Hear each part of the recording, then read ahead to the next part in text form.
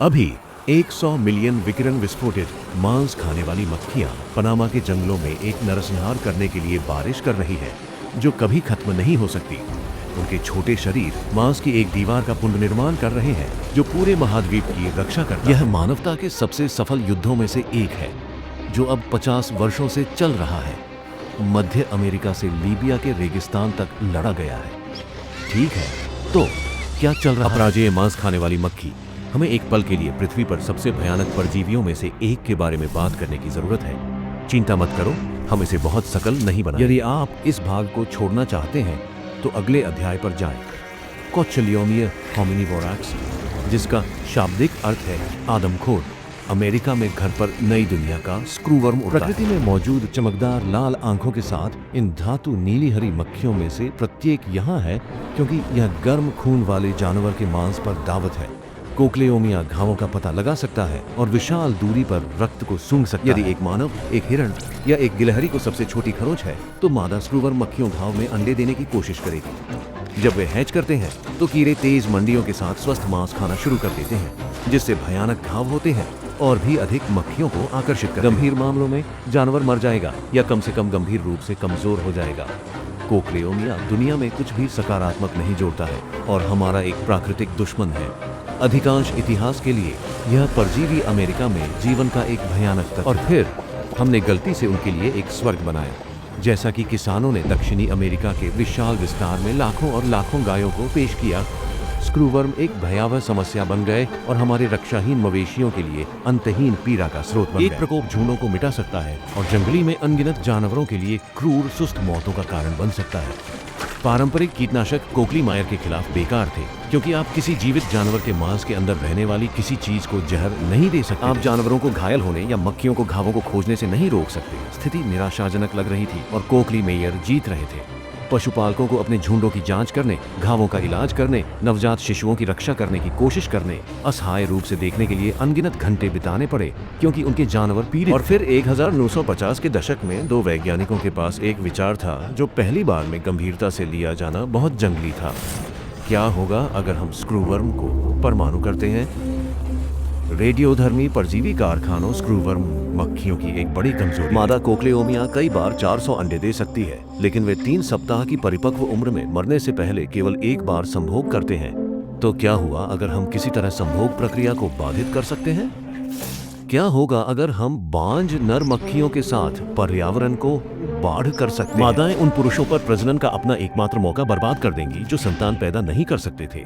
एक पूरी प्रजाति सैद्धांतिक रूप से अस्तित्व से बाहर हो सकती है, लेकिन आप लाखों मक्खियों को मारने के बिना या उन्हें साथी के लिए प्रतिस्पर्धा करने के लिए बहुत कमजोर बनाने के बिना कैसे नसबंदी करते हैं? यह पता चला कि ऐसा करने का समय एकदम सही था। विकिरण के प्रभावों का अध्ययन करने वाले वैज्ञानिकों ने पता लगाया था कि विशिष्ट खुराक प्रजनन कोशिकाओं को नुकसान पहुंचा सकती है, जबकि बाकी जीवों को बरकरार रख सकती है। इसलिए हमें बस यह पता लगाना था कि कोक्लीमाया के लिए यह खुराक कितनी अधिक थी।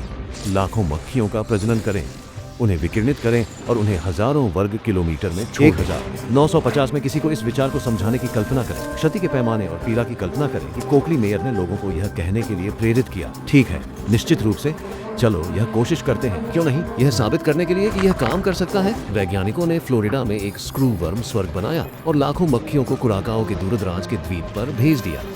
लंबी ट्रे ग्राउंड बीफ और घोड़े के मांस, जानवरों के खून, दूध और अंडे से भरी हजारों लोगों को नियमित अंतराल में नस्ल, विकिरणित और जंगली में छोड़ा गया। जैसे जैसे सप्ताह और महीने बीतते गए, द्वीप पर अधिक से अधिक कर्णावत कीचड़ हो गए और नियमित लोगों के साथ संभोग पहले धीरे धीरे और फिर अचानक वे नहीं थे, पूरी तरह से मिटा दिया। यह बहुत बड़ा सोचने का समय था।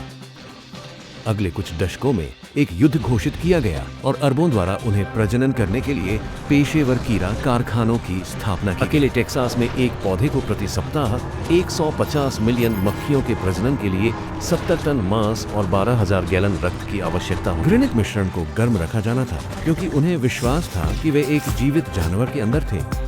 इस प्यारी प्रक्रिया ने कीड़ों को इतनी बुरी गंध दी कि एयरलाइंस ने शुरू में उन्हें परिवहन करने से इनकार कर। उनके परिवहन बक्से को विमानों पर लाने के लिए कोलोन के साथ छिड़का जाना था।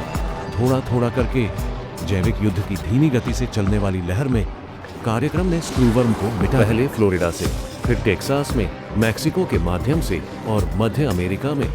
हर कदम के लिए हजारों श्रमिकों से अरबों बांझ मक्खियों, बड़े पैमाने पर समन्वय और अटूट समर्पण की आवश्यकता होती है। यह प्रकृति की भयावहता पर मानवता की एक अविश्वसनीय जीत थी। 1988 में युद्ध अचानक वैश्विक हो गया और पहली बार स्क्रूवर्म अफ्रीका भाग गए। दांव खगोलीय थे। यदि तुरंत नहीं रोका गया तो मांस खाने वाली कोकली माया उत्तरी अफ्रीकी तट के आसपास नील नदी घाटी में जा सकती है और उन क्षेत्रों को जीत सकती है जहां चिकित्सा देखभाल दुर्लभ या अस्तित्वहीन थी। संभावित पीड़ा। अगर नियत ही इस आक्रमण को रोकने के लिए एक कठिन ऑपरेशन तुरंत शुरू किया गया था। लाखों बांझ मक्खियां उड़ गईं। ग्राउंड टीमों ने घावों के लिए लाखों जानवरों का निरीक्षण किया। संचार अभियानों ने स्थानीय लोगों को समझाया कि क्यों विमान लाखों मांस खाने वाली अमेरिकी मक्खियों से भरे बक्से गिरा रहे थे, लेकिन यह काम कर गया। केवल 4 महीनों में आक्रमण को रोक दिया गया था, लेकिन कॉकलियर मेयर ने अभी भी अमेजन वर्षावन और दक्षिण अमेरिका के अधिकांश हिस्सों पर एक मजबूत पकड़ बनाई। युद्ध को और विस्तारित करने के लिए बहुत बड़ा, राजनीतिक रूप से जटिल और महंगा क्षेत्र, इसलिए महाद्वीप के सबसे संकरे हिस्से पनामा के साथ एक सौदा किया गया। अमेरिका और मेक्सिको छोटे देश में मांस की दीवार के लिए भुगतान। यह किसी भी पेच कीड़े को फिर से उत्तर तक पहुंचने से रोकेगा। आज पनामा में गहरी एक परमाणु कीड़ा कारखाना दिन में 24 घंटे, सप्ताह में 7 दिन चलता है, जो बांझ मक्खियों की एक अंतहीन धारा का उत्पादन। तकनीक ने शुरुआती दिनों से एक लंबा सफर तय किया है। ग्राउंड मीट के बजाय पाउडर रक्त, दूध और अंडे से बने भूरे रंग के प्रोटीन कीचड़ को जीवित ऊतक के समान तापमान पर रखे गए कमरों में ढेर ट्रे में पाइप किया जाता है। हजारों मक्खियों को तब विकिरण की सटीक खुराक के साथ सावधानी पूर्वक विकिरणित किया जाता है, जिससे कोकली मायर बनता है, जो सामान्य कार्य करता है लेकिन अंदर मर चुका होता है। प्रत्येक सप्ताह 100 मिलियन मक्खियों को घूर्णन फैलाव मशीनों में लोड किया जाता है ताकि ड्रॉप दर, गति और ऊंचाई के बारीक संतुलन में मध्य उड़ान जारी की जाए। उड़ान पथ को एक कोरियोग्राफ किए गए हवाई बैले में ठीक एक बिंदु 6 किलोमीटर से अलग किया जाता है, जिससे बांझ मक्खियों की एक अदृश्य दीवार बनती है। निगरानी दल चोटों के लिए जानवरों की जांच करने और स्क्रूवर्म गतिविधि के किसी भी संकेत की निगरानी करने के लिए कुछ सबसे दूरस्थ और चुनौतीपूर्ण इलाकों को कवर करते हैं। दुर्भाग्य से अभी दीवार विफल हो रही है और कर्नावत मेयर के खिलाफ युद्ध खत्म नहीं हुआ। कोकलिया मेयर ने पलटवार किया। 2016 में कोकली मेयर ने किसी तरह फ्लोरिडा कीज में वापस अपना रास्ता बना लिया, जिससे पैराडाइज आइलैंड्स एक दुस्वप्न में बदल गया। प्रमुख हिरण अचानक गैपिंग घावों के साथ घूम पनामा से लाखों बांझ मक्खियों को भेजा गया, जिससे प्रकोप के चारों ओर एक मोर्चा बन गया और फिर से उन्मूलन शुरू हो गया। महीनों के भीतर आक्रमण कम से कम निहित था और 2023 के अंत में पनामा में दीवार विफल हो गई और कोकली मायर तुरंत वापस आ गई। गति पर एक परजीवी फायर स्टॉर्म की तरह यह पूरे पनामा और कोस्टा रिका में फिर से फैल गया। मध्य अमेरिका के माध्यम से जल रहा था और यहाँ तक कि मैक्सिको तक पहुँच गया था। कृमि कारखाना अब अधिकतम क्षमता पर बांझ कीड़े पैदा कर। यह एक वास्तविक जैविक आपातकाल है और यह स्पष्ट नहीं है कि यह कब खत्म होगा। एक दिन हम इस भयानक राक्षस के खिलाफ युद्ध जीतने में सक्षम हो सकते हैं। हमने पहले ऐसा किया था और अन्य परजीवियों को दुनिया के अधिकांश हिस्सों से या यहाँ तक कि पूरी तरह से मिटा दिया गया। इसलिए यदि आप अपने आप को मध्य अमेरिका में पाते हैं और एक कम उड़ान वाले विमान को ओवरहेड देखते हैं, तो शायद आप मानवता के सबसे असामान्य युद्धों में से एक में एक और दिन देख रहे हैं।